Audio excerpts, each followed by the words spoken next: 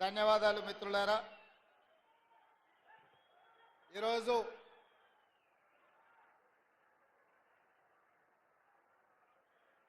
వనపర్తి శాసనసభ నియోజకవర్గంలో మీ అభిమాన నాయకుడు స్థానిక శాసనసభ్యులు మేఘారెడ్డి అధ్యక్షతన పెద్దలు డాక్టర్ చిన్నారెడ్డి గారి పర్యవేక్షణలో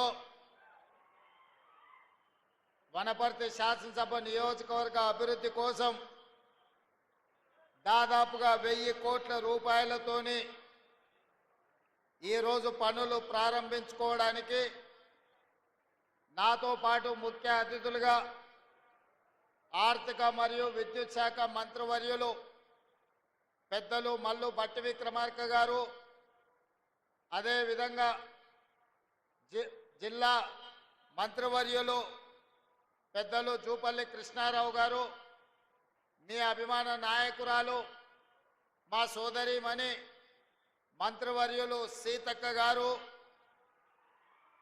అదేవిధంగా స్థానిక పార్లమెంట్ సభ్యులు డాక్టర్ మల్లు రవి గారు, అదేవిధంగా నాగర్ కర్నూలు శాసనసభ్యులు రాజేష్ రెడ్డి గారు, అదేవిధంగా దేవరకద్ర శాసనసభ్యులు మధుసూదన్ రెడ్డి గారు, శాసన మండలి సభ్యులు దామోదర్ రెడ్డి గారు, అదేవిధంగా మిత్రుడు షాద్నగర్ శాసనసభ్యులు ఈర్లపల్లి శంకర్ గారు, అదేవిధంగా సాక్స్ చైర్మన్ మాజీ యూత్ కాంగ్రెస్ తెలంగాణ అధ్యక్షులు శివసేన రెడ్డి గారు, ఒబేదుల్లా కోత్వాల్ గారు, దీపక్ జాన్ గారు, మిత్రుడు ఏఐసిసి కార్యదర్శి మాజీ శాసనసభ్యులు సంపత్ కుమార్ గారు, అదేవిధంగా వేదిక మీద ఉన్న పెద్దలందరూ, ప్రభుత్వ ప్రధాన కార్యదర్శి గారు, కాంగ్రెస్ పార్టీ నాయకులు, ప్రాణ సమానులైన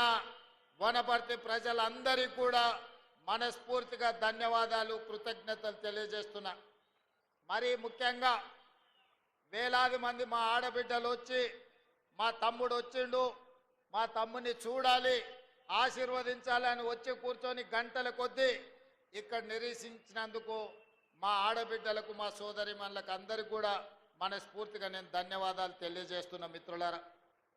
మిత్రులారా, వనపర్తి ఈ పర్యటన ఒక రాజకీయంగానో లేకపోతే అభివృద్ధి కార్యక్రమాల పర్యటన కాదు. ఈ వనపర్తితో నా బంధం ఈ ప్రాంతంలో చదువుకున్న బంధమే కాదు, ఈ వనపర్తిలో నాకు చదువుతో పాటు సంస్కారాన్ని నేర్పి విద్యార్థి రాజకీయాలలో చైతన్యాన్ని ఇచ్చి ఈరోజు ఈ వనపర్తి నగరం నుంచి తెలంగాణ రాష్ట్రానికి ముఖ్యమంత్రిగా బాధ్యత తీసుకొని ఇక్కడికి వచ్చినా అంటే ఈ వనపర్తి నుంచి సర్వం నేను నేర్చుకున్నా. ఇవాళ నాకున్న శక్తి, నాకున్న యుక్తి ఈరోజు రాజకీయాలలో నేను రాణించడంలో ఈ వనపర్తికి ఒక ప్రత్యేకమైన పాత్ర ఉన్నది. ఆనాడు చదువుకోవడానికి ఇక్కడికి వచ్చినప్పుడు పాఠశాల విద్యార్థిని అక్కడ జూనియర్ కాలేజ్ గ్రౌండ్లో కావచ్చు, ఇక్కడ పాలిటెక్నిక్ గ్రౌండ్లో కావచ్చు, సంవత్సరాల కొద్దీ మిత్రులతో, ఈ ప్రాంతంలో చదువుకున్న వాళ్ళతో, ఈ ప్రాంత రాజకీయాలు చేసిన వాళ్ళతో అత్యంత సన్నిహితంగా మెలిగి ఈ ప్రాంత రాజకీయాలనే కాదు ఈ ప్రాంత ప్రజలతో నా బంధం పెనువేసుకున్న బంధం. ఇది ఎన్నటికీ తెగిపోని బంధం. ఈ ప్రాంతంతో నాకున్న అనుబంధం నేను ఎంత ఎత్తుకు ఎదిగినా శాశ్వతంగా గుర్తు పెట్టుకొని ఈ వనపర్తి శాసనసభ నియోజకవర్గాన్ని, వనపర్తి పట్టణాన్ని అభివృద్ధి పదం వైపు నడిపించి వనపర్తి యొక్క ఆత్మ గౌరవాన్ని నిలబెట్టే విధంగా వనపర్తి ప్రభుత్వ పాఠశాలలో, వనపర్తి ప్రభుత్వ జూనియర్ కళాశాలలో చదువుకున్న విద్యార్థి ఈ తెలంగాణకే వన్నె తెచ్చిండు, ఈ తెలంగాణను అభివృద్ధి పదం వైపు నడిపించిండనే ఒక గొప్ప కీర్తిని తప్పకుండా తీసుకొస్తానని చెప్పి మా ఆడబిడ్డ సాక్షులుగా నేను ఈరోజు చెప్పదలుచుకున్న. మిత్రులారా, మీకందరికీ తెలుసు నాకు ఈ ప్రాంతంతో ఉన్న అనుబంధమే కాదు, ఈ ప్రాంతానికి ఆనాడు జయరాములు యాదవ్ గారు కావచ్చు, డాక్టర్ బాలకృష్ణయ్య గారు కావచ్చు, ఆ తర్వాత పెద్దలు చిన్నారెడ్డి గారు కావచ్చు, ఆ తర్వాత రావుల చంద్రశేఖర్ రెడ్డి గారు కావచ్చు, దాదాపుగా 4 దశాబ్దాలు రాజకీయాలు వీళ్ళ మధ్యలో సిద్ధాంతపరంగా అభివృద్ధి పరంగా పోటాపోటీన రాజకీయాలు జరిగినాయి. ఆ 4 దశాబ్దాలు ఏ రోజు కూడా ఈ వనపర్తి శాసనసభ నియోజకవర్గాలలో ఎక్కడ కూడా రాజకీయ కక్షలు లేకుండే, ఎక్కడ కూడా పైసల ప్రభావం ఈ వనపర్తి శాసనసభ నియోజకవర్గంలో లేకుండే. ఆనాడు బాలకృష్ణయ్య గారైనా, జయరాములు గారైనా, రావుల చంద్రశేఖర్ రెడ్డి అయినా, చిన్నారెడ్డి గారైనా అభివృద్ధిని చేయడంలో, ప్రజలతో సత్సంబంధాలు పెట్టుకోవడంలో ఆనాడు వాళ్ళు పోటీ పడ్డారు. అందుకే పాలమూరు జిల్లానే కాదు, తెలంగాణ రాష్ట్రంలోనే వనపర్తికి ఒక ప్రత్యేకమైన గుర్తింపు ఉన్నది. కానీ 5 సంవత్సరాల క్రితం ఇక్కడ శాసనసభ్యుడిగా ఎన్నికైన వ్యక్తి వనపర్తి రాజకీయాలను కలుషితం చేసి, అవినీతిమయం చేసి, వనపర్తి అంటే కుళ్ళు కుతంత్రాలు కుట్రలకు ఒక వేదిక అన్నట్టుగా వనపర్తి రాజకీయాలను దెబ్బతీసి వనపర్తికి ఉన్న ఒక గొప్ప పేరును వారు దెబ్బతీయడం జరిగింది. ఆనాటి రాజా రామేశ్వరరావు గారైనా, లేదా జైపాల్ రెడ్డి గారైనా, లేదా మల్లికార్జున్ గౌడ్ గారైనా వీళ్ళందరూ ఈ ప్రాంత పార్లమెంటు సభ్యులుగా గల్లీ నుంచి ఢిల్లీ వరకు పెద్దలు జితేందర్ రెడ్డి గారైనా మన పాలమూరు జిల్లా నుంచి పార్లమెంటు సభ్యులుగా మనకు ఒక మంచి పేరు తీసుకొచ్చే ప్రయత్నం చేశారు. ఇవాళ ఇంత సువిశాలమైన పాలిటెక్నిక్ కళాశాల మైదానంలో మనం ఇంత సమావేశాన్ని ఏర్పాటు చేసుకున్నామంటే ఆనాటి పార్లమెంట్ సభ్యులు రాజా రామేశ్వరరావు గారు, పండిత్ జవహర్లాల్ నెహ్రూ గారు మొట్టమొదటి ప్రధానమంత్రిని వనపర్తికి రప్పించి ఆయనకున్న కోటను పేదలకు దానం చేసి పాలిటెక్నిక్ కళాశాలను మొట్టమొదటి ప్రధానమంత్రిని ప్రారంభించిన గొప్ప చరిత్ర మన వనపర్తి పట్టణాంది, మన వనపర్తి ప్రాంతాందని నేను ఈ ప్రాంతంగా చెప్పదలుచుకున్నా. ఇదే కాదు, సరళాసాగర్ సాగునీటి ప్రాజెక్టు కావచ్చు. ఈరోజు సరళాసాగర్ సైఫన్ ప్రపంచంలోనే పేరుగన్న సైఫన్. ఈరోజు ప్రపంచంలో అంత సాంకేతిక నైపుణ్యం ఉన్న నీటి ప్రాజెక్టు లేదు. అదేవిధంగా ఈ ప్రాంతంలో కట్టిన జూరాల కావచ్చు, భీమా కావచ్చు, నెట్టంపాడు కావచ్చు, కోయిల్ సాగర్ కావచ్చు, ఈ ప్రాజెక్టులన్నీ కూడా మన ప్రాంత అభివృద్ధి కోసం ఆనాడు కాంగ్రెస్ పార్టీ పునాదులు వేసినవే. ఇవాళ ఇక్కడ డిగ్రీ కాలేజ్ అయినా, జూనియర్ కాలేజ్ అయినా, మహిళా కాలేజ్ అయినా, రాణి లక్ష్మీదేవమ్మ కాలేజ్ అయినా, ఈరోజు పాలిటెక్నిక్ కళాశాలైనా ఆనాడు కాంగ్రెస్ పార్టీ అధికారంలో ఉన్నప్పుడు తీసుకొచ్చినవే. ఈ ప్రాంతాన్ని అభివృద్ధి చెయ్యాలని, రాజకీయ విలువలు పెంపొందించాలని ఈ వనపర్తిలో ఇలాంటి రాజకీయాలను తీసుకొచ్చిన వీళ్ళందరినీ, వీళ్ళ త్యాగాలను, వీళ్ళ ఆలోచనలను, వీళ్ళ అభివృద్ధి చేయాలన్న ఆకాంక్షను దృష్టిలో పెట్టుకొని ఆనాడు విద్యార్థి రాజకీయాలలో క్రియాశీలకంగా ఈ వనపర్తి నగరంలో నేర్చుకున్న రాజకీయ చైతన్యం ఈరోజు తెలంగాణ రాష్ట్రానికి ముఖ్యమంత్రినై ఈరోజు మీ బిడ్డగా మీ ముందు నిలబడ్డా అంటే ఇది నాకు గర్వకారణం.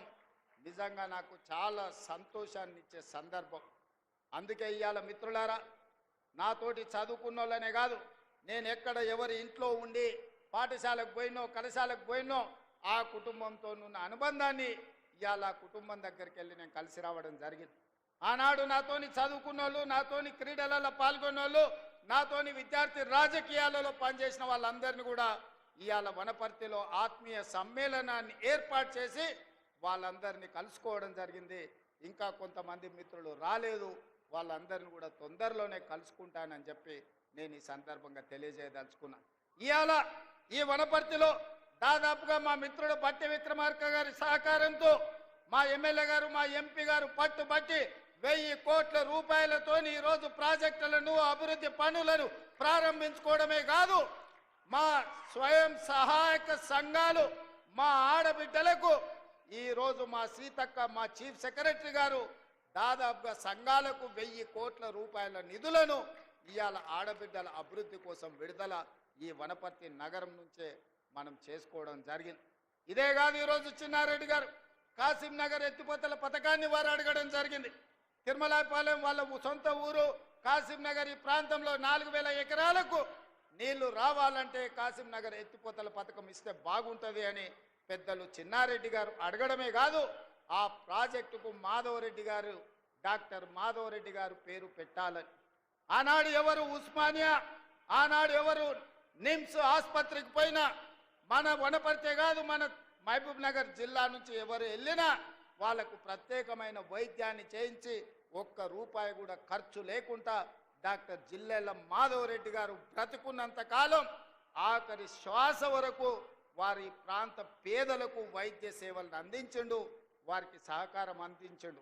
తప్పకుండా డాక్టర్ చిన్నారెడ్డి గారు అడిగిన కాసింనగర్ ఎత్తిపోతల పథకాన్ని మా ప్రభుత్వం మంజూరు చేస్తుంది. 4000 ఎకరాలకు నీళ్లు ఇవ్వడమే కాదు, డాక్టర్ మాధవరెడ్డి గారి పేరు పెట్టి వారు శాశ్వతంగా వారి సేవలను ఈరోజు గుర్తు చేసుకునే విధంగా పెట్టుకుంటాం. అదే కాదు, మా శాసనసభ్యుడు ఇలా అడిగాడు, జయరాములు గారి పేరు పెట్టాలి, డాక్టర్ బాలకృష్ణయ్య గారి పేరు పెట్టాలి అని. నాకు ఇంత గొప్ప అవకాశం, డాక్టర్ బాలకృష్ణయ్య గారి పేరు జయరాములు గారి పేరు పెట్టే అవకాశం ఈ రోజు ఈ సంస్థలకు వచ్చింది. తప్పకుండా ఆ మాజీ శాసనసభ్యుల పేర్లు పెట్టే బాధ్యత ఈ ప్రాంత ప్రజలకు, ఈ పేదలకు వారు అందించిన సేవలకు మనం ఇయ్యగలిగిన గుర్తింపు ఇదే. అందుకే రాష్ట్ర ప్రభుత్వం వేదిక మీద నుంచి ప్రధాన కార్యదర్శి గారికి నేను ఆదేశాలు ఇస్తున్నా.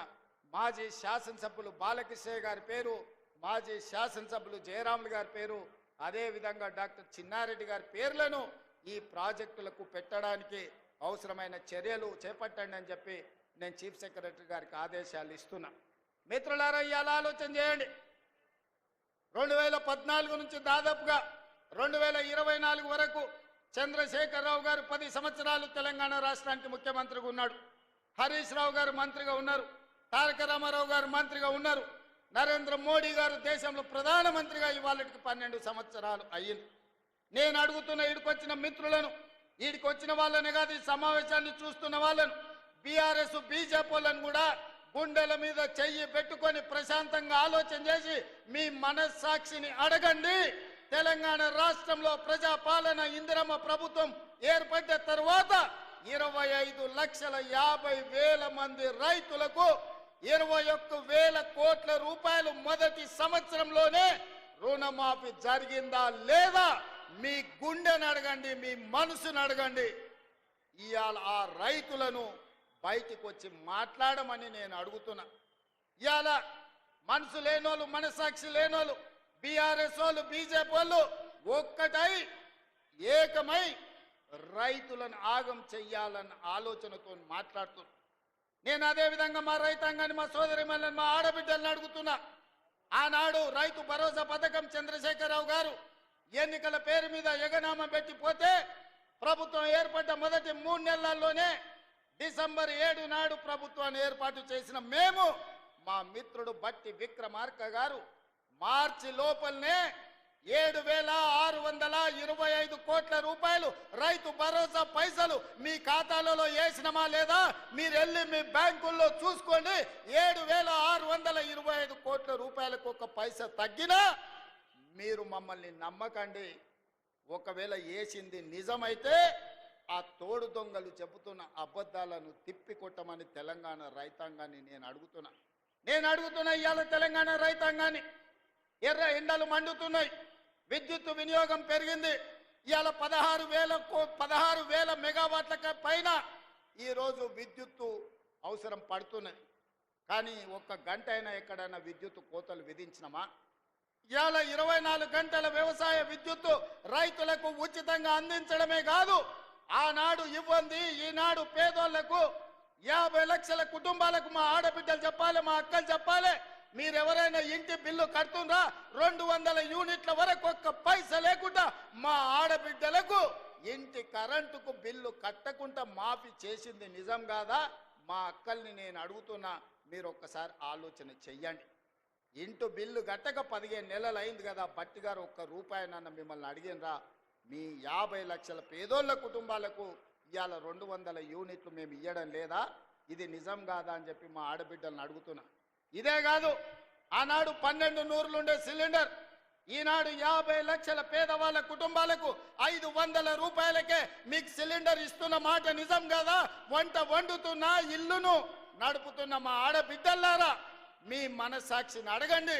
50 లక్షల కుటుంబాలకు 500 రూపాయలకే మీకు సిలిండర్ ఇస్తున్నామా లేదా?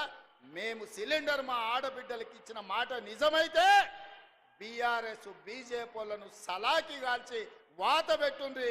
ఎందుకంటే మన పాలమూరులో మనం రొట్టెలు చేసుకుంటాం, రొట్టెలు కాల్చేటప్పుడు సలాకి కూడా ఎర్ర కాల్చి వచ్చినోని చేయి చాపమని చెప్పి చేతి మీద వాతలు పెట్టుండ్రి బీఆర్ఎస్ బీజేపీ అని చెప్పి మా అక్కలను నేను అడుగుతున్నా, మా ఆడబిడ్డలు నేను అడుగుతున్నా.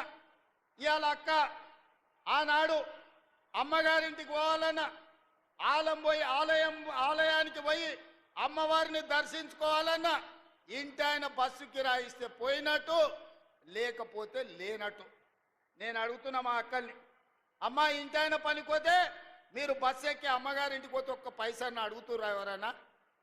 ఇవాళ మీ ఏ ఆలయమైనా, అది యాదగిరి గుట్టైనా, లేకపోతే మన కురుమూర్తి జాతరైనా, లేకపోతే మన గద్వాల్లో జరుగుతున్న జాతరైనా, లేకపోతే రాజనగరం జాతరైనా, ఏ జాతరకు పోయినా, ఎక్కడికి పోయినా, ఏ గుడికి పోయినా, భద్రాచలం పోయినా మా ఆడబిడ్డలను ఒక్క పైసా అడగకుండా ఆర్టీసీ బస్సుల్లో ఉచితంగా ప్రయాణం జరుగుతుందా లేదా?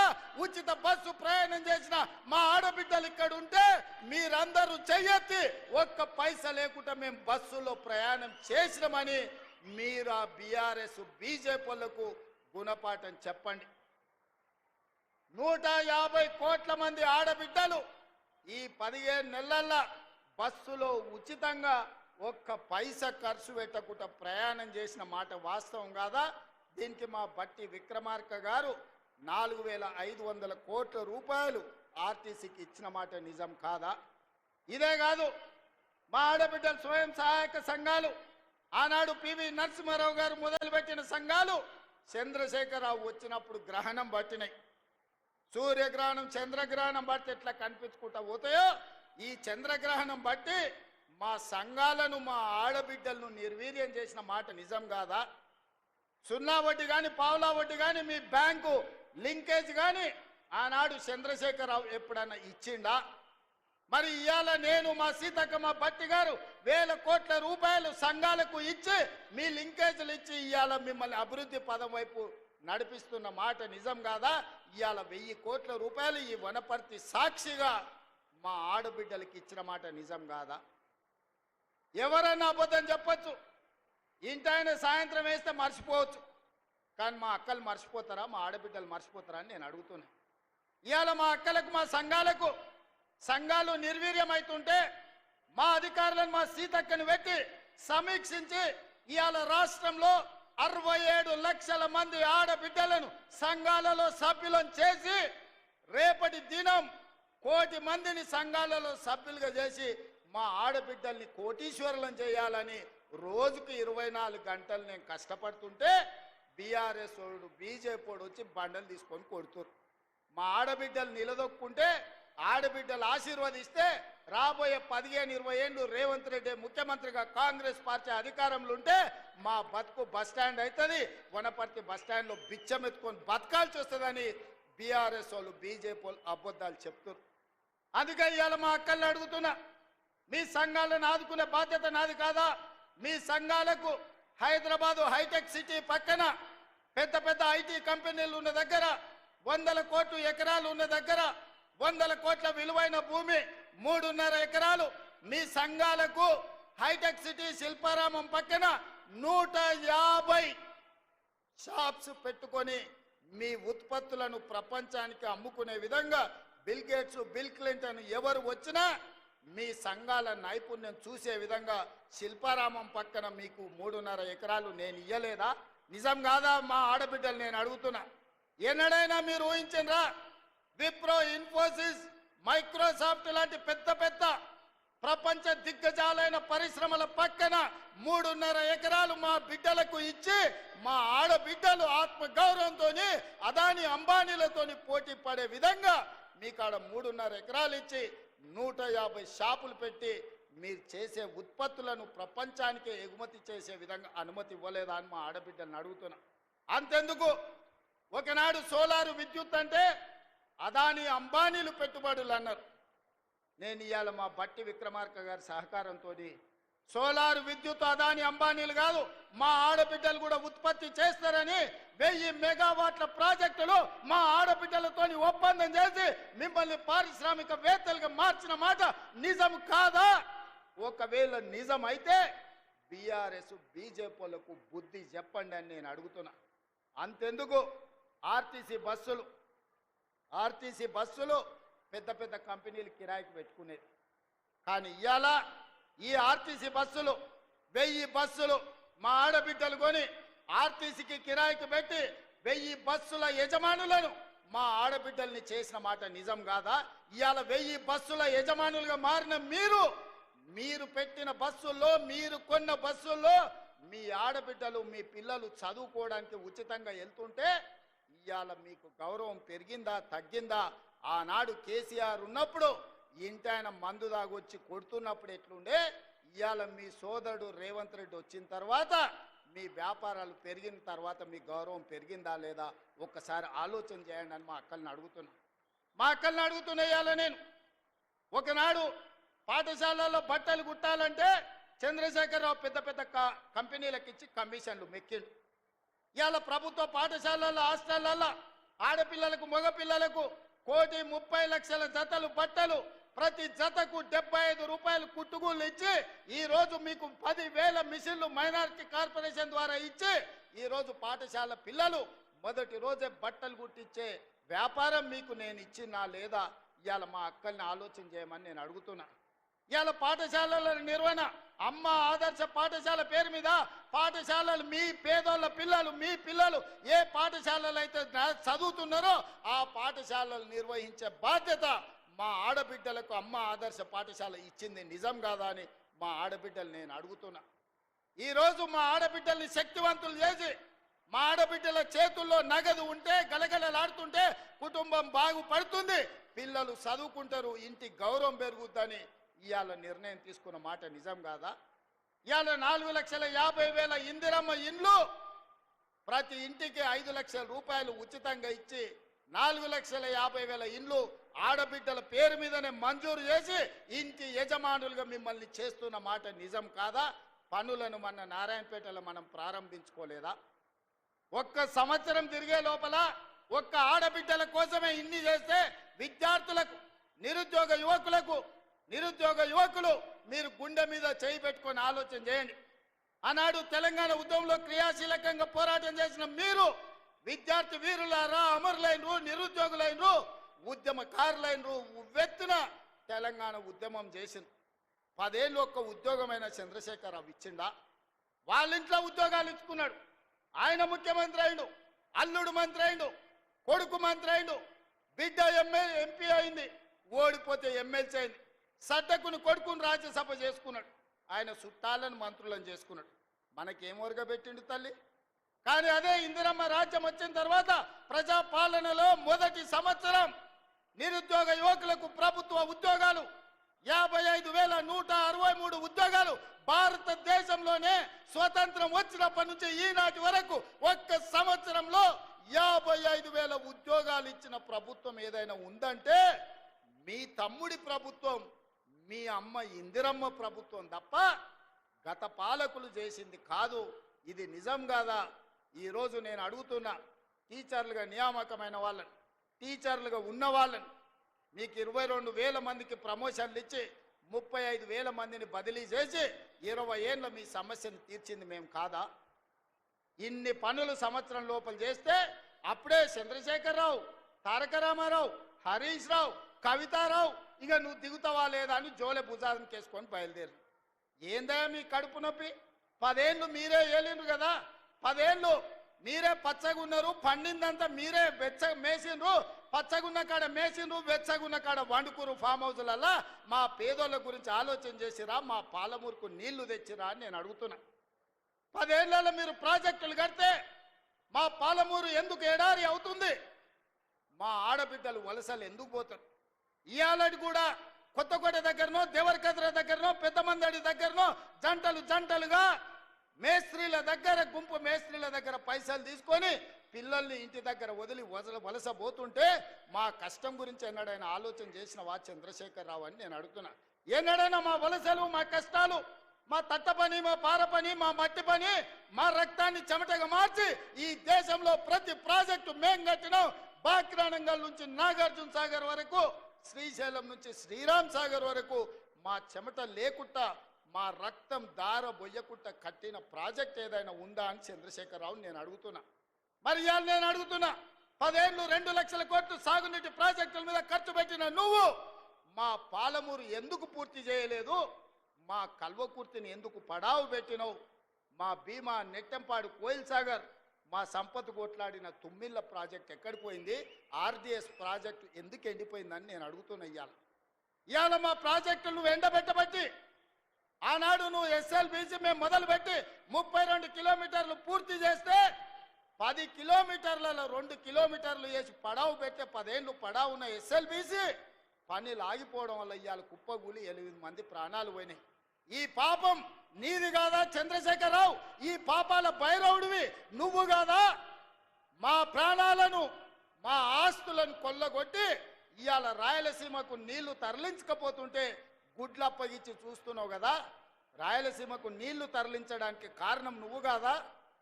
ఆనాడు రాజశేఖర రెడ్డి ఉన్నప్పుడు పోతిరెడ్డి పాడు పొక్క పెద్ద చేసి నువ్వు మంత్రిగా ఉన్నప్పుడు తండ్రి నీళ్లు తీసుకుపోయాడు.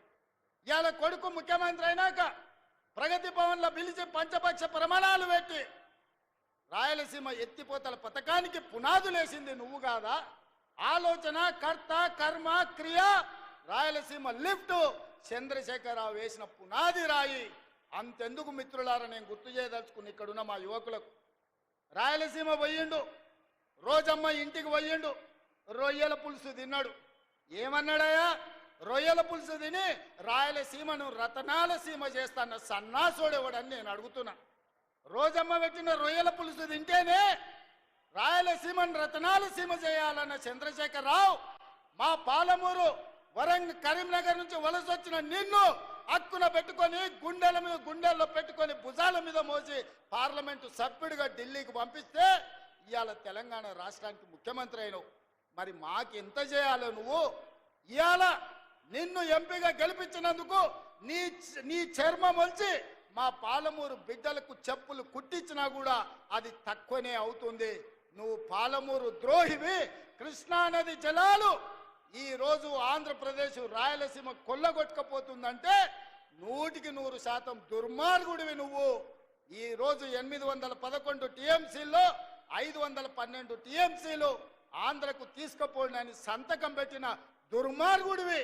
ఇవాళ సంతకమే తెలంగాణ రైతాంగానికి యమపాశమై ఈరోజు మా ప్రాణాలను బలిగొనే పరిస్థితి వచ్చింది. అందుకే ఇవాళ ప్రాజెక్టుల మీద నీళ్ల మీద పడావు పడ్డ పాలమూరు మీద ఇక్కడ పుట్టి ఇక్కడ పెరిగి, పుట్టింది అచ్చంపేట్ల, పెరిగింది వనపర్తిలా, గెలిచింది కొడంగల్లా.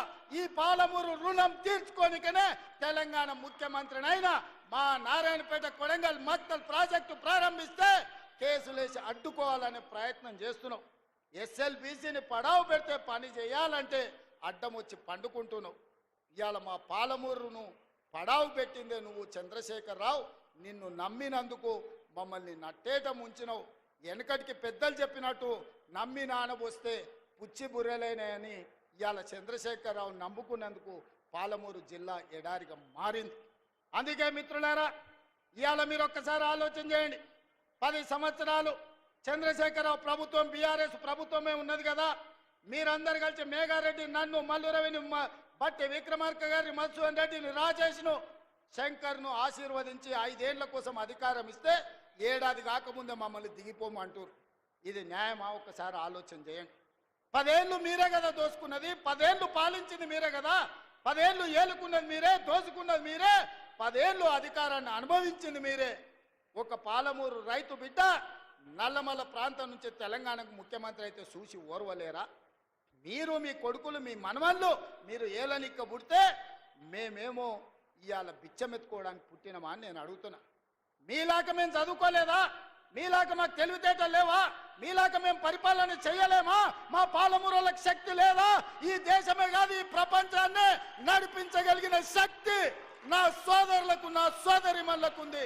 చంద్రశేఖరరావు, నువ్వు అనుకుంటున్నావేమో బిడ్డ పాలమూరోడు అమాయకుడని. మాది అమాయకత్వం కాదు, మాది మంచితనం. మా మంచితనాన్ని నువ్వు పరీక్ష పెడితే తిక్క రేగిందంటే డొక్కజించి డోలు కడతాం. మా సోదరుల సంగతి, మా జిల్లా సంగతి ఇంకా నువ్వు మొత్తం చూడలే. నువ్వు అనుకుంటున్నావేమో వీళ్ళ అమాయకులు హరికథలు చెప్పి నమ్మించవచ్చు అని. ఈ హరికథలు, పిట్టకథలు నడవవు చంద్రశేఖరరావు. చాలా మందిని చూసినాం. నల్లమలకు రా, ఒకసారి తెలుస్తుంది మా పౌరుషం ఏందో. నల్లమల అడవుల నుంచి దేశానికే నాయకత్వం వహించిన పటేల్ సుధాకర్ రెడ్డి మా పాలమూరు బిడ్డ, మర్చిపోకు. పౌరుషానికి పోరాటానికి మా పండుగ సాయన్న మా పాలమూరు బిడ్డ, మర్చిపోకని నేను చెప్పదలుచుకున్నా. మొట్టమొదటి తెలంగాణ ముఖ్యమంత్రి బూరుగుల రామకృష్ణారావు మా పాలమూరు బిడ్డ, నువ్వు మర్చిపోకు. ఉత్తమ పార్లమెంటేరియన్ వచ్చిన మా జైపాల్ రెడ్డి మా పాలమూరు బిడ్డ, మా మహేంద్రనాథ్ నీతికి నిజాయితీకి మరుపేరైన ప్రపంచంలోనే నీతిమంతుడని చెప్తే గుర్తుపట్టే నాయకుడు మహేంద్రనాథ్ది పాలమూరు అన్న సంగతి మర్చిపోకు. ఆనాడు అంతెందుకు తెలంగాణ కోసం మొట్టమొదట గలం విప్పింది, గచ్చ గట్టించింది, ఇదే ప్రాంగణంలో సమావేశం పెట్టింది డాక్టర్ జిల్లెళ్ల చిన్నారెడ్డి. 2000 సంవత్సరంలో తెలంగాణ రాష్ట్రాన్ని, మళ్ళీ తెలంగాణ ఉద్యమానికి ఊపిరి లూదింది డాక్టర్ జిల్లెళ్ల చిన్నారెడ్డి, పాలమూరు బిడ్డ అని మర్చిపోకు చంద్రశేఖరరావు. మమ్మల్ని ఏదో హరికథలు చెప్పి మభ్య పెట్టాలనుకుంటే మాకు తెలుసు. ఒడుపు చూసి మడత దగ్గర ఎట్లా వాత పెట్టాలో మా అక్కలందరికీ తెలుసు. మా సోదరులు ఎవరైనా మీ మాటలు నమ్ముతారేమో నాకు తెలియదు, కానీ మా ఆడబిడ్డలు, మా అక్కలు తెలివి కల్లోళ్ళు, మా అక్కలు గట్టిగా కట్టెబట్టుకొని నిలబడతారు. ఇక సందెట్ల సడేమి అని కిషన్ రెడ్డి ఒక ఆయన మోపై నిన్నమన్న, నువ్వేం చేసినావు అంటాడు. నువ్వేం చేసినావా? మరి నేను వచ్చి 12 ఏళ్ళు అయింది, మీ మోడీ 12 ఏళ్ళ నుంచి ఏం చేసినావు అంటే, మా మోడీకి ఇంత పనులు చేస్తాడని. నేను ఏదైనా కష్టపడి కొట్లాడి చేస్తే అది మేమే ఇచ్చినామంటాడు. ఉదాహరణ, వరంగల్లో ఇవాళ ఎయిర్పోర్ట్ తీసుకొచ్చినాం. నానా తిప్పల పడి ఢిల్లీకి వెళ్ళి నేను కూర్చొని వచ్చిన. కానీ కిషన్ రెడ్డి అంటున్నాడు, లేదు ఆ ఎయిర్పోర్టు నేనే తెచ్చిన, మేమిచ్చిందే ఎయిర్పోర్టు, మా మోడీ ఇచ్చిండు, నేను తెచ్చినా అంటున్నాడు. ఓకే, నాకేం అభ్యంతరం లేదు. మీడియా మిత్రులారా, మోడీ గారు ఇచ్చిండ్రు, కిషన్ రెడ్డి గారు తెచ్చిర్రు. అది నిజమైతే మెట్రో రాలేదు కదా, రాలేదంటే ఆపింది మోడే కదా. మూసి నది ప్రక్షాళనకు నిధులు రాలే కదా, ఆపింది మోడే కదా. ఆపమని చెప్పింది నువ్వే కదా. రీజనల్ రింగ్ రోడ్డు ఉత్తర భాగం నేను తెచ్చినా అంటున్నావు కదా, దక్షిణ భాగం ఆగిపోయింది, ఆపింది నువ్వే కదా. ఉత్తర భాగం కూడా క్యాబినెట్లో పెట్టకుండా టెండర్లు పిలిచిన వాయిదాలు వేస్తున్నది నువ్వే కదా. మా పాలమూరు రంగారెడ్డి ఎత్తిపోతలకు 60 టీఎంసీల నీటి కేటాయింపులు 10 ఏళ్ల నుంచి పెండింగ్ ఉన్నది కదా, ఆపింది నువ్వే కదా. ఈరోజు మా కాళేశ్వరానికి నీటి కేటాయింపులు, మా సమ్మక్క సారలమ్మ ప్రాజెక్టుకు నీటి కేటాయింపులు, మా సీతారామ సాగర్కు నీటి కేటాయింపులు కేంద్ర ప్రభుత్వం 10 ఏళ్ల నుంచి ఆపుతున్నదంటే మోడీ గారు ఆపినట్టే, కిషన్ రెడ్డి గారు చెప్పినట్టే కదా. ఈ లాజిక్ ఎందుకు మిస్ అవుతున్నావు కిషన్ రెడ్డి గారు అని నేను అడుగుతున్నా. వస్తేనేమో ఆయన కథలు రాసుకుంటాడట, రాకపోతేనేమో రేవంత్ రెడ్డి ఏం చేయలేదంటాడంట. నేను 55,000 ఉద్యోగాలు ఇచ్చిన, సంవత్సరానికి 2 కోట్ల ఉద్యోగాలు ఇస్తా అన్నాడు. 12 ఏళ్ళైంది ప్రధానమంత్రిగా మోడీ పదవి చేపట్టి 24 కోట్ల ఉద్యోగాలు ఇవ్వాలి. తెలంగాణ రాష్ట్రంలో నేను ఎల్బీ స్టేడియంలో తలలు లెక్క గట్టి 55,163 మందిని నేను తలలు లెక్క గట్టిస్తా. మీ మోడీ తెలంగాణలో ఎన్ని ఉద్యోగాలు ఇచ్చిండో నువ్వు లెక్క గట్టి చెప్పు కిషన్ రెడ్డి అని నేను అడుగుతున్నా. అయితే గీతే మోడీ ఇచ్చింది 2 బోడి ఉద్యోగాలు, ఒకటి కిషన్ రెడ్డికి, రెండోది బండి సంజయ్కి. ఇదంతా ఎట్లుందా అంటే గుండు అరగుండు బ్రహ్మానందం దగ్గరికి పోయినట్టు ఉంది. ఇవాళ నువ్వు ఏం తెచ్చినావో చెప్పు. ప్రత్యేకంగా నీ నియోజకవర్గంలో సికింద్రాబాద్లో వర్షాలు వచ్చి వరదల్లో మునిగిపోతే ఆనాడు హైదరాబాద్ ప్రజలకు లారీ పోతే లారీ ఇస్తాన్నారు, ఆటో పోతే ఆటో ఇస్తాన్నారు, బండి పోతే బండి ఇస్తాన్నాడు బండి సంజయ్ గారు. ఏమిచ్చిరు? సిల్లి గవర్నర్ ఇచ్చిరా అని నేను అడుగుతున్నా. ఏమి ఇయ్యలేక చేతగాక కేటీఆర్ మాట్లాడుతుంటే అసహనం అక్కసుగా అనిపిస్తుంది, కిషన్ రెడ్డి మాట్లాడుతుంటే అసూయగా అనిపిస్తుంది. ఎందుకంటే ఆయన నేను ఒక దగ్గరనే పెరిగినాం కొంతకాలం. అరే నాకంటే ముందుగాల నాకంటే చిన్నోడు తెలంగాణకు ముద్రైందని కడుపు నిండా అసూయ కుళ్ళు పెట్టుకొని కాళ్ళ కట్టె పెట్టే పని చేస్తున్నాడు కిషన్ రెడ్డి. నువ్వు ఇట్లాంటి తప్పుడు పనులు చెయ్యకు. ఎక్కువ రోజులు ముసుగు దొడుక్కొని నడపలేవు. మొన్నటికి మొన్న మనోహర్ లాల్ ఖట్టర్ కేంద్ర మంత్రి హైదరాబాద్కు వస్తా అంటే మొదట రాకుండా అద్దుకున్నాడు, రెండవసారి వచ్చిండు. ఆయన పట్టణాభివృద్ధి శాఖ మంత్రి, విద్యుత్ శాఖ మంత్రి, గృహ నిర్మాణ శాఖ మంత్రి. హైదరాబాద్ గ్రాండ్ కాకతీయ హోటల్లో సమీక్ష పెట్టి మంత్రి గారికి మా నివేదికలు ఇస్తే 4 గంటలు చెప్తే నీ సొంత పార్లమెంటు సికింద్రాబాద్లో జరిగిన సమీక్ష సమావేశానికి నువ్వెందుకు డుమ్మా కొట్టినావు? నువ్వెందుకు మనోహర్ లాల్ ఖట్టర్ను మెట్రో ఇవ్వమని అడగలేదు? పేదోళ్ళకి ఇందిరమ్మ ఇండ్లు ఇవ్వమని అడగలేదు?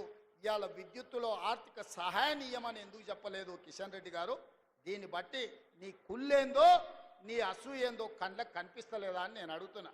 కానీ అదే సమావేశానికి ఈటల రాజేందర్ గారు వచ్చి మెట్రోను మేడ్చల్ వరకు ఇవ్వమని అడిగిన మాట నిజం కాదా?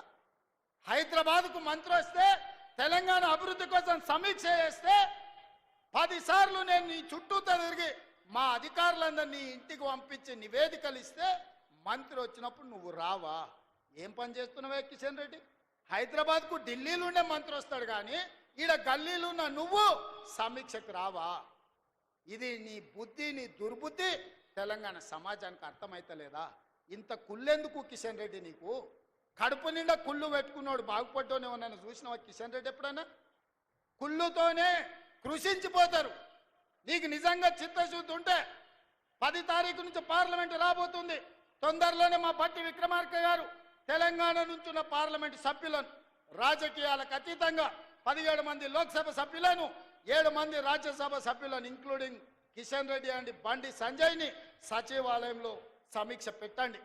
తెలంగాణ రాష్ట్రానికి రావచ్చిన ప్రాజెక్టుల వివరాలు, తీసుకోవాల్సిన అనుమతులను పవర్ పాయింట్ ప్రజెంటేషన్ మీరు ఇవ్వండి. అవన్నీ తీసుకొని ఢిల్లీకి వెళ్దాం, మోడీని కలుద్దాం, తెలంగాణకు సాధించుకుందాం. నిర్మల సీతారామన్ గారు ఈరోజు తమిళనాడుకు మెట్రో తీసుకుపోయింది. ఇవాళ కర్ణాటకలో చంద్రశేఖర్ గారు బెంగళూరుకి మెట్రో తీసుకొని పోయిండు. ఆడ ప్రతిపక్ష పార్టీల అధికారంలో ఉన్న కర్ణాటకలో ఉన్న శోభా గారు బెంగళూరుకు మెట్రో తీసుకెళ్ళింది.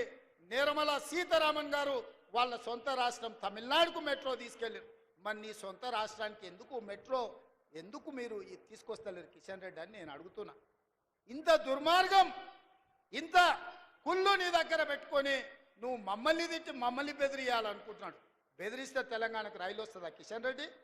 బెదిరిస్తే మూసి ప్రక్షాళన జరుగుద్దా? బెదిరిస్తే రీజనల్ రింగ్ రోడ్ వస్తుందా? ఉండొచ్చు నీ దగ్గర, మోడీ గారు ఉండొచ్చు, లేకపోతే ఈడీను సిబిఐ నీ దగ్గర ఉండొచ్చు. ఎంతకాలం భయపడతామే? సావు మళ్ళా రాదు కిషన్ రెడ్డి, గుర్తుపెట్టుకో. సావు ఒక్కటిసారి వస్తుంది. సావుకు తెగించే 10 ఏళ్ళు కొట్లాడినాం. సావుకు తెగించి కొట్లాడినాం కాబట్టి మా కాంగ్రెస్ పార్టీ కార్యకర్తలు తమ రక్తాన్ని చిందించి అవసరమైతే ఆఖరి శ్వాస వదిలిండ్రు కానీ కాంగ్రెస్ జెండా వదలలేదు. భుజాలు కాయలు కాసే విధంగా జెండాను మోస్తే ఈరోజు తెలంగాణ రాష్ట్రంలో మా ప్రభుత్వం వచ్చింది. మేమెవ్వరికి భయపడేటోళ్ళం కాదు, మర్యాదకు మర్యాద ఇచ్చేటోళ్ళం. మేము కొంతకాలం మౌనంగా మీరు చేసే తప్పులను లెక్క కడుతున్నాం అంతే తప్ప కిషన్ రెడ్డి గారు బెదిరించి బతకాలని చూడకు. ప్రజల గౌరవం పెంచుకోవాలంటే పని చెయ్యాలి. ఏం పని చేస్తావో చెప్పు, ఎట్లా చేద్దామో చెప్పు. మాకు బేసజాలు లేవు. నేను నీ ఇంటికి వచ్చిన, నీతో 10 సార్లు మాట్లాడినా, తెలంగాణకి ఇవి కావాలని చెప్పినా, నువ్వు సహకరించు కిషన్ అన్న, నువ్వు పెద్దోని అని చెప్పిన. నీ పెద్దరిక నువ్వు నిలబెట్టుకున్నావా? ఒక్కసారైనా పదా ముఖ్యమంత్రి గారు మోడీ దగ్గరికి వెళ్దాం, మన తెలంగాణకు తెచ్చుకుందామని ఎప్పుడన్నా మాట్లాడినవా? మనోహర్ లాల్ ఖట్టర్ హైదరాబాద్కు వస్తే సమీక్షకు రాని నువ్వు ఈరోజు మెట్రోకు సహకరించిన అని చెప్తే మేము నమ్మాలనా? నరేంద్ర మోడీ గారు సబర్మతి నదిని గుజరాత్లో ప్రక్షాళన చేసుకుంటాడు. యోగి ఉత్తరప్రదేశ్లో గంగా నదిని ప్రక్షాళన చేసుకుంటాడు. అమిత్ షా నేమో ఢిల్లీలో యమునా నదిని ప్రక్షాళన చేస్తా అంటాడు. బీజేపీలు ఉన్న దగ్గర నదుల ప్రక్షాళన జరుగుతుంది. కేంద్ర ప్రభుత్వం వేల కోట్ల రూపాయలు వరదల పారిస్తుంది. తెలంగాణ రాష్ట్రానికి మూసీ నది ప్రక్షాళన వద్దా కిషన్ రెడ్డి? ఆ మూసీ పరివాహక ప్రాంతంలో ఉన్న పేదలు నీకు ఓటు వేయలేదా? నిన్ను ఎంపీని చేయలేదా? నిన్ను కేంద్ర మంత్రిని చేయలేదా? ఎందుకు వాళ్ళ పట్ల పగబట్టినవు? పామై బుస కొడుతున్నావు కిషన్ రెడ్డి మూసీ పరివాహక ప్రాంతంలో ఉన్న పేదోళ్ళ మీద అని నేను కిషన్ రెడ్డిని అడుగుతున్నా. ఇదేనా నీ పార్టీ, నీ విధానం? నేను మొన్ననే మోడీ గారిని కలిసి వచ్చిన. పాపం మోడీ గారు మంచిగానే ఉన్నారు, మనకి ఏదన్నా ఒకటి చేయాలని. సాయిందోడి పాత్ర కిషన్ రెడ్డి పోషిస్తుడు. సమస్య అక్కడ లేదు, సమస్య ఇక్కడనే ఉంది. కుటిలం ఇక్కడనే ఉంది, కుతంత్రం ఇక్కడనే ఉంది. అందుకే ఇవాళ కిషన్ రెడ్డికి చాకిరేవు పెట్టిన. సమస్య మోడీ కాదు, సమస్య ఇవ్వాలా, సమస్యలు పరిష్కరించాలని మోడీ తెలంగాణ పట్ల సానుభూతితో ఉన్నా కిషన్ రెడ్డి గారు పగతో ఉన్నాడు. ఆయన చీకటి మిత్రుడు కేసీఆర్ దిగిపోయిందన్న దుఃఖంలో ఉన్నాడు. ఆయన దుఃఖం ఏందో నాకు అర్థమైతలేదు, ఆయన బాధ ఏందో నాకు అర్థం కావట్లేదు. మేము ఉండొద్దా, మేము గెలవద్దా, మేము ప్రజలకు మేలు చేయొద్దా? ఇవాళ ఇన్ని సంక్షేమ పథకాలు మేము చేస్తుంటే చూసి ఓర్వలేని తనం మంచిది కాదు కిషన్ రెడ్డి. అందుకే ఇవాళ మిత్రులారా, ఈ వనపర్తికి వస్తే కుటుంబ సభ్యులను కలిసినట్టు నా పాత జ్ఞాపకాలు, పాత మిత్రులు, ఈ వనపర్తి నుంచి పొందిన స్ఫూర్తి, ఇక్కడ చదువు కావచ్చు, సంస్కారం కావచ్చు, రాజకీయ చతురత కావచ్చు, విద్యార్థి రాజకీయాలలో నేను ఏదైతే నేర్చుకున్నానో ఇవాళ తెలంగాణ రాష్ట్ర ముఖ్యమంత్రిగా నిలబెట్టింది. తప్పకుండా ఈడున్న వేలాది మంది సాక్షిగా నేను మీకు చెప్తున్నా, పాలమూరు రుణం తూర్చుకుంటా. అది కిషన్ రెడ్డి అయినా, కేసీఆర్ అయినా, కేటీఆర్ అయినా, హరీష్ అయినా, కవిత గారైనా, ఎవరినైనా లెక్క పెట్టేది లేదు. మా పాలమూరోళ్ళు అనుకుంటే మీరు ఎక్కడికి పోతారో కూడా నాకు తెలియదు. అనవసరంగా మా మంచితనాన్ని మీరు పరీక్ష పెట్టొద్దు అని వాళ్ళని హెచ్చరిస్తూ, మీరు చూపించిన ఆదర అభిమానాలకు నా గుండె సంతోషంతో ఉంది, నా కడుపు నిండిన ఆనందం ఉంది. వేలాది మంది మా ఆడబిడ్డల ఆశీర్వాదం తీసుకొని నేను బయలుదేరుతున్నా. పాలమూరును పసిడి పంటల జిల్లాగా మార్చే బాధ్యత నాది. పాలమూరు రంగారెడ్డి ఎత్తిపోతల, కల్వకుర్తి ఎత్తిపోతల, భీమా, నెట్టంపాడు, కోయిల్ సాగర్, మక్తల్, నారాయణపేట, కోడంగల్, అదే విధంగా తుమ్మిళ్ళ, అదే విధంగా జూరాల ప్రాజెక్టులను పూర్తి చేసి మహబూబ్నగర్ జిల్లాలో 20 నుంచి 25 లక్షల ఎకరాలకు నీరు పారించే బాధ్యత నాది. అభివృద్ధి పదం వైపు నడిపిస్తానని తెలియజేస్తూ మీ బిడ్డగా మీ ఆశీర్వాదం తీసుకొని బయలుదేరుతున్నా. ధన్యవాదాలు మిత్రులారా.